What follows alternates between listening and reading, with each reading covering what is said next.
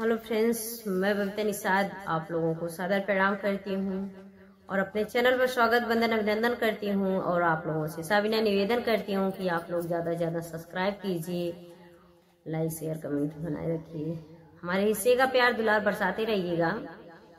और आप लोगों के बीच एक कहरवा नाच गीत लेकर आई हूँ, दुल्हा पियक्कड़ मिल गया उसी पर है।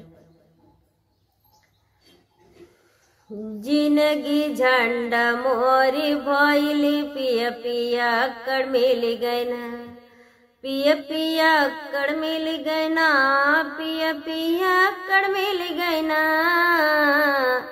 जिंदगी झंडा मोरी भइली पिया पिया कड़ मिल गैना, जिंदगी झंडा मोरी भइली पिया पिया कड़ मिल गैना।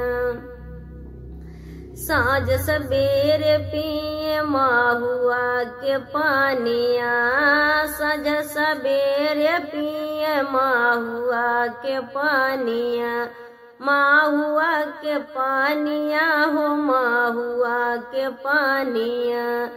चढ़ली जवानी लागे दुल्हा मोर पुरानिया, चढ़ली जवानी लग सैया मोर पुरानिया, सैया मोर पुरानिया हो दुल्हा मोर पुरानिया।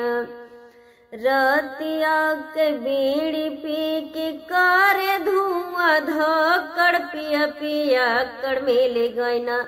जिंदगी झंडा मोरी भइली पिया पिया कड़ मिल गैना, जिंदगी झंडा मोरी भइली पिया पिया कड़ मिल गैना। पिया पिया कड़ मिल गैना, पिया पिया कड़ मिल गैना। जिंदगी झंडा मोरी भइली पिया पिया कड़ मिल गैना। गेहूँ चाउर बेच पिया लैले भूख मरिया, लैले भूख मरिया दुल्हा लैले भूख मरिया।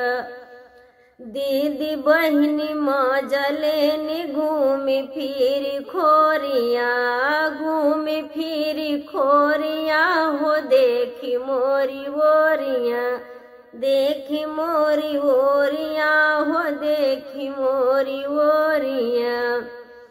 पियले के बाद सैया बकया कड़ बकड़ पिया पिया कड़ मिल गैना, पिया पिया कड़ मिल गैना।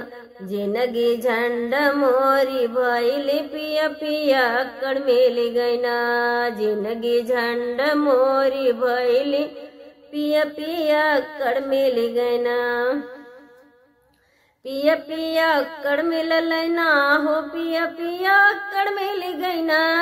जिंदगी झंडा मोरी भइली पिया पिया कड़ मिल गैना।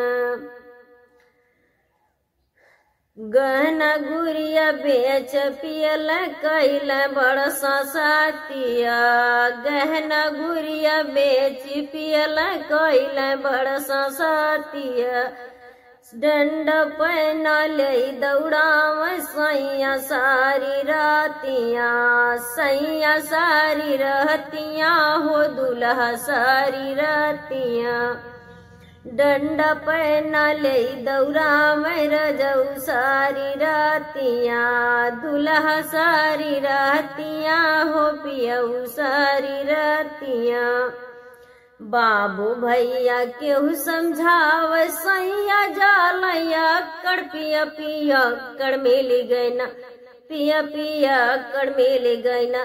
जिंदगी झंडा मोरी भइली पिया पिया कड़ मिल गैना, दुल्हा मोर पिया कड़ मिल गैना। जिंदगी झंडा मोरी भइली पिया पिया कड़ मिल गैना, पिया कड़ मिल गैना हो पिया कड़ मिल गैना। जिंदगी झंडा मोरी भइली पिया पिया कड़ मिल गैना।